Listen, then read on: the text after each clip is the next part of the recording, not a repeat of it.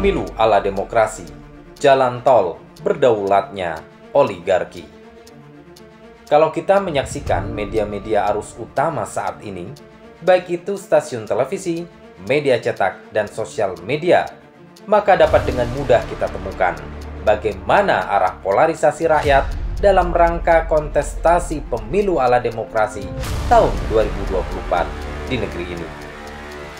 Seperti yang terjadi pada realitas pemilu sebelumnya, polarisasi dibangun secara pragmatis oportunis.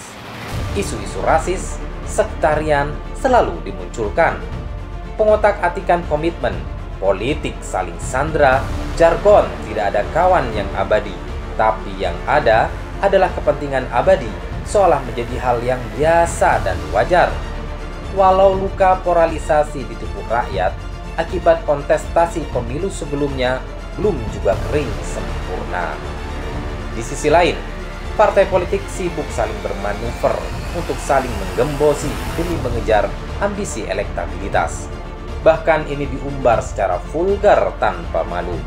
Bahkan melibatkan instrumen hukum dan kekuasaan negara yang saat ini dimiliki.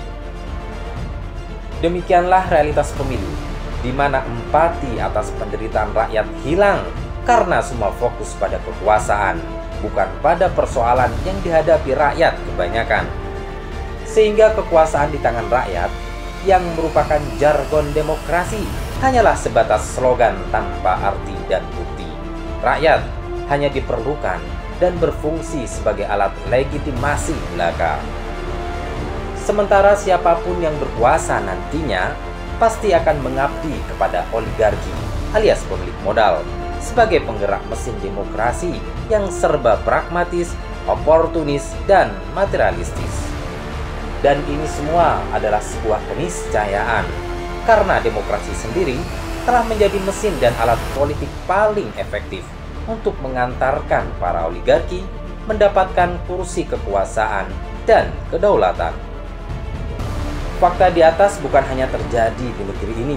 Lihat saja bagaimana Amerika Serikat sebagai model demokrasi dunia saat ini. Kekayaan dua orang warga terkayanya setara dengan kekayaan 40% penduduknya atau lebih dari 130 juta orang. Selama 50 tahun terakhir telah terjadi transfer kekayaan besar-besaran, tetapi ke arah yang salah. Jumlah kelas menengah menyusut, sementara kekayaan dari kalangan teratas justru bertambah banyak.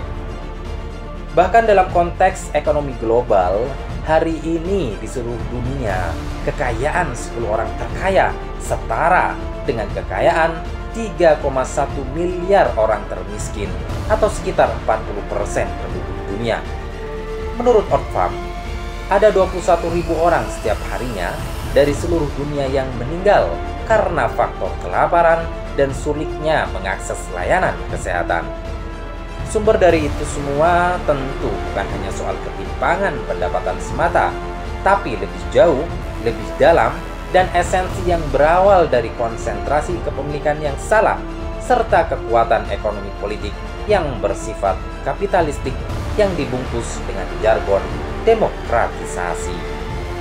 Sistem politik ala demokrasi Amerika Serikat inilah tanpa sadar jadi model dan diikuti oleh bangsa-bangsa di dunia yang pada akhirnya negara-negara tersebut pelan tapi pasti menuju ke apa yang disebut tatanan oligarkis, yaitu sebuah tatanan di mana segelintir pemilik modal memiliki kekuasaan ekonomi dan politik terlampau besar seperti di Amerika Serikat saat ini, tak terkecuali negeri ini. Tentu saja, ini adalah persoalan yang harus kita atasi, bukan hanya untuk saat ini, tapi demi untuk generasi mendatang pewaris negeri ini. Tantangannya memang besar, namun sikap putus asa dan pasrah mengikuti alur demokratisasi bukanlah pilihan benar, bahkan akan membahayakan masa depan generasi mendatang. Masalah ini tidak akan selesai hanya dengan mengangkat pemimpin. Ada persoalan yang lebih penting, yakni sistem yang diterapkan. Selama yang diterapkan adalah sistem sekuler demokrasi, maka akan selalu ada dua perkara besar yang akan dihadapi. Pertama, kedaulatan akan berada di tangan para oligarki. Kedua, sistem sekuler yang sejatinya memisahkan peran agama dari kehidupan akan selalu menjadi sumber kerusakan dan terus memproduksi kezaliman seperti yang terjadi selama ini. Sehingga teramat penting saat ini umat memahami poros solusi dan perubahan yang harus diperjuangkan untuk menuju kebangkitan paripurna. Umat harus memahami akar masalah yang terjadi selama ini. Di benaknya harus tergambar dengan jelas konstruksi masyarakat yang ingin diwujudkan serta memahami peta jalan perubahan yang harus dilakukan dan diperjuangkan. Sebagai Muslim, kesemua ini telah jelas digambarkan dalam Al-Quran dan hadis dalam bentuk perintah dan larangan, yang kesemuanya telah dicontohkan dalam bentuk penerapannya secara detail oleh Rasulullah SAW, generasi para sahabat, dan para khalifah setelahnya, baik pada tatanan pribadi, masyarakat, dan negara. Penetapan ini pula lah sebagai wujud tertinggi dari penghambaan kita sebagai misi dari penciptaan.